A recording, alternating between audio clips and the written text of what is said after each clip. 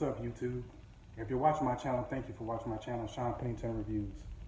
I just wanted to do a quick video right quick. I was cleaning out my car and I came across, I thought I lost this comb. It's a Kent comb and it's a rectangular one. I forgot what number, I think it's 21T. But I thought I lost this comb. I'm so happy right now. But I'm still gonna probably buy a couple more Kent combs anyway. I can't believe I thought I lost this, to be honest. But the reason I'm doing this video to talk about the Kent comb.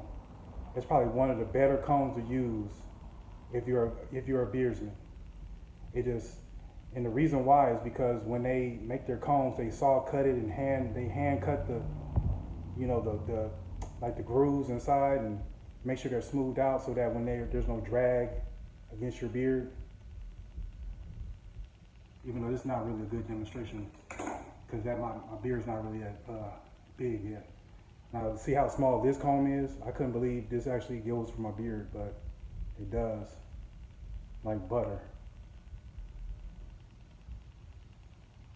And there's other combs like this, like Beard Brand makes a brand, something like this. And I forgot who else.